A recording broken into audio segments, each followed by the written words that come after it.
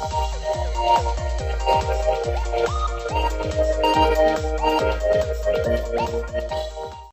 and welcome to English HQ 360. In today's lesson, we are going to master the most important and most common tense in the English language, the simple present tense. Have you ever wondered how to talk about your daily life, your habits, or how to state a simple fact? The simple present tense is the key. By the end of this 10-minute lesson, you will understand exactly when to use it and how to use it correctly. It might seem difficult now, but I promise, we will break it down into simple, easy steps. So, let's get started. First, when do we use the simple present tense? Think of it into main situations.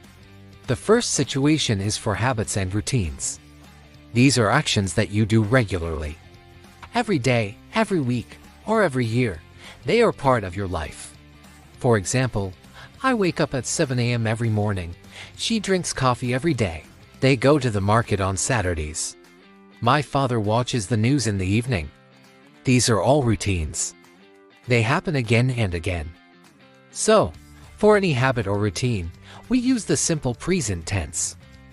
The second situation is for facts and general truths. These are things that are always true, or true for a long time. They are facts about the world, about science, or about people. For example, the Earth revolves around the sun, water boils at 100 degrees Celsius, lions live in Africa, nurses work in hospitals. These statements are facts. They are not just true today. They are generally true.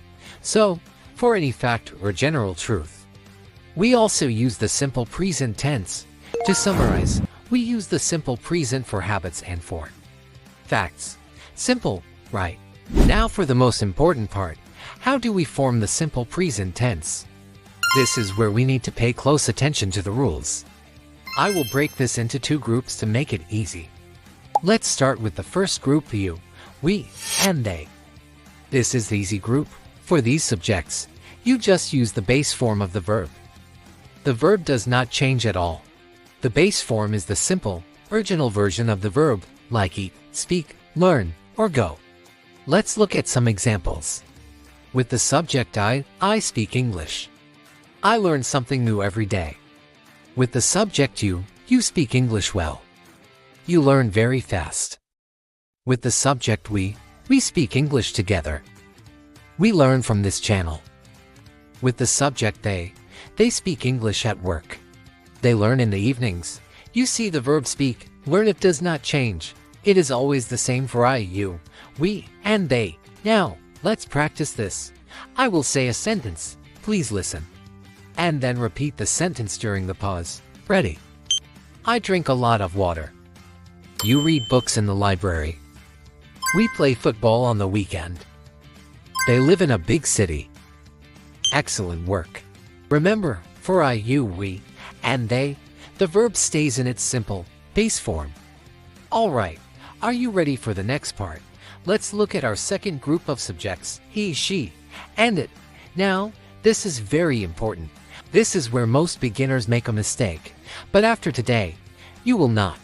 For he, she, and it, we must add an S to the end of the base verb. I call this the special S. Let's look at the same verbs we used before. With the subject he speaks English. He learns something new. With the subject she speaks English well. She learns very fast. With the subject it works well. It plays with the ball. We use it for an object or an animal. Notice the S at the end of the verb every time. Speaks, learns, works, plays. Don't forget the special S for he, she, and it. Now, there is a small spelling rule here. If a verb ends with the letter go, sh, chx, or z, we add vs instead of just s. For example, the verb go ends in do. So, we say he goes, she goes. The verb wash ends in sh. So, we say he washes, she washes. The verb watch ends in ch. So, we say he watches, she watches. The verb fix ends in x. So, we say he fixes, she fixes. Don't worry about memorizing this list right now. The more you read and listen to English, the more natural it will become. The most important thing is to remember that for he, she, and it, the verb needs that special S sound at the end. Let's practice this group. Listen carefully and repeat after me. Ready? He drinks a lot of water. Pause. She reads books in the library. Pause. It sleeps on the sofa. Pause. He goes to work by bus. Pause. She watches movies at night. Pause. Fantastic.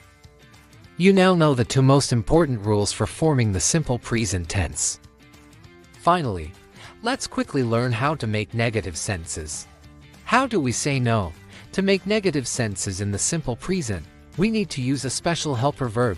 This helper is the verb do. For our first group, I, you, we, and they, we use do not, or the contraction don't. For example, I do not like cold weather, or I don't like cold weather. You do not speak Japanese, or you don't speak Japanese. They do not work on Sundays, or they don't work on Sundays. For our second group, he, she, and it, we use does not, or the contraction doesn't. And this is another very important rule. When we use does not, the main verb goes back to its original base form. We take away the special S from the main verb, because it is now on our helper verb, does.